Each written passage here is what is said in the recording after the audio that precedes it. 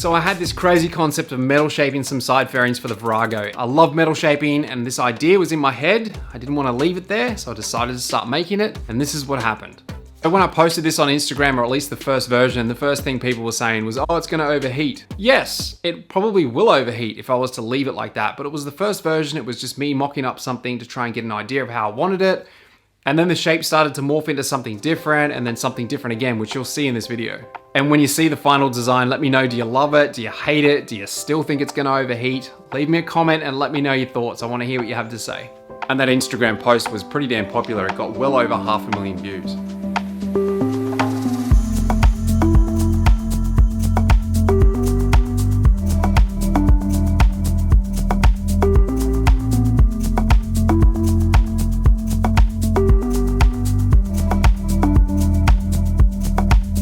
I want to give a huge thank you to Motor Retro as well as Hare & Forbes for sending me down this metal shaping journey, because without them I probably wouldn't be making this kind of content.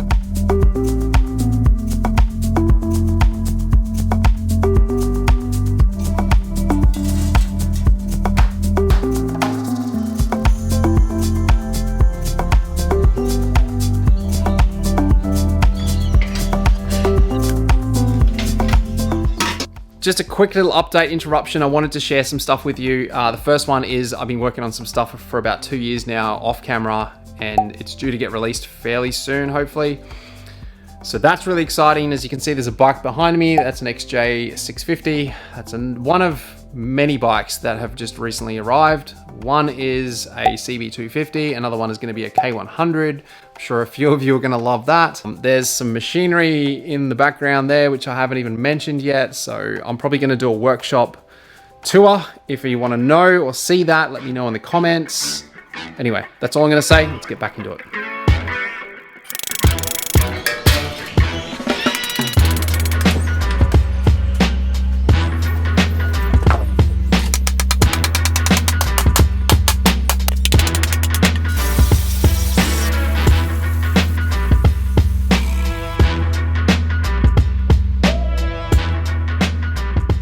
So I'm currently at that point of wondering if I should continue with the route that I was going on this. Let me explain. So my original wire buck is quite different to what I've got on here at the moment. And what I basically did was got my old trusty whiteboard markers and marked out something that I could see on this, which sort of matched the bike better, I believe. It's very bulky up in this section here, but I'm probably going to change that. But as you can see here, the red mark is something that I visualized while I was standing back looking at it, which I didn't see from the wire buck.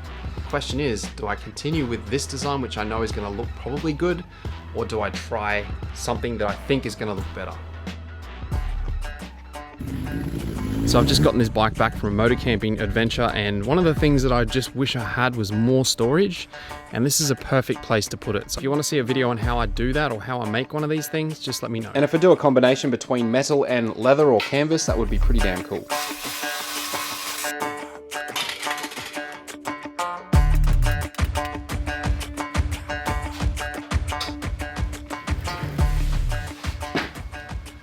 So this is a part of my videos that generally you'll never get to see, which is the designing part. I've sat here for about half an hour trying to figure out exactly what I want this to look like, and I think I've got it pretty close.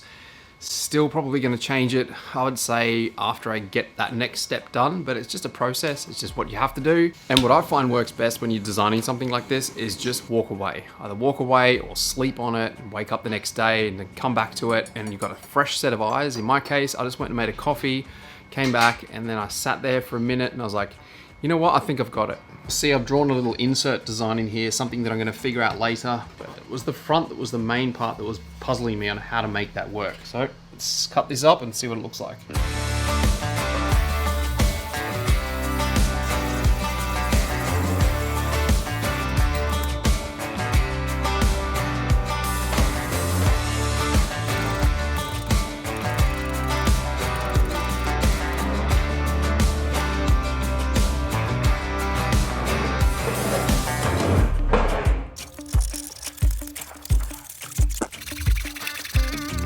So now I can make the top of this perfect to fit the bottom profile of that tank. So it's been well over a week of me staring at this thing. As you can see, there's some flash rusting happening here. I've drawn some lines on it. The idea was to have a vent hole here as well as one in the front so air could go through. but it's just not working for me. I just don't like it. So back to the drawing board, literally.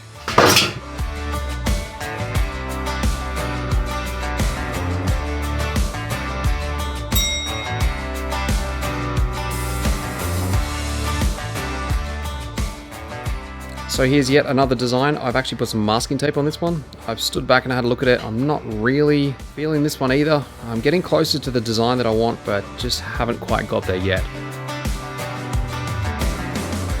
I've been staring at this bike for longer than I care to mention. It's just one of those things that I just want to get right, so I'm spending some time in the design phase, and I'm sure if you've done anything like this, you'll know exactly what I'm talking about.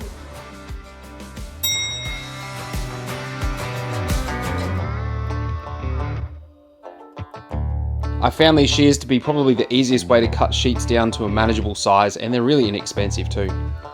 I'm using a combination of different tools and machinery to do this, but you don't necessarily need all this stuff to start out with. I certainly didn't have it all when I started. All you really need is a shrinking stump, which is a stump with a bowl cut in it to do your shrinking, and a sandbag with a mallet to do all your stretching. I mean, it would benefit if you were to get some dollies and a few other small bits and pieces which you can clamp in a vise, and an English wheel would be even better. But to start out with, you don't need all that stuff. You can still get fairly cool shapes with just those small things. And they don't really cost that much. A sandbag, a mallet, and maybe a shrinking stump isn't that expensive to start out with. And the next thing I'd probably recommend getting is a planishing hammer. They're still relatively inexpensive for what they can do. They move metal fast, and you can also use them to smooth out some of the really roughed in hammer hits that you've done with the sandbag and mallet. And you can just smooth it out a bit, stand back and look at your work and sort of see if it's the angle you want to take or if you want to change it slightly. It's just a real quick way of doing it with the planishing hammer. That's what I use it for. I think it's fantastic. But then ultimately you want to throw it over on the English wheel and finish off.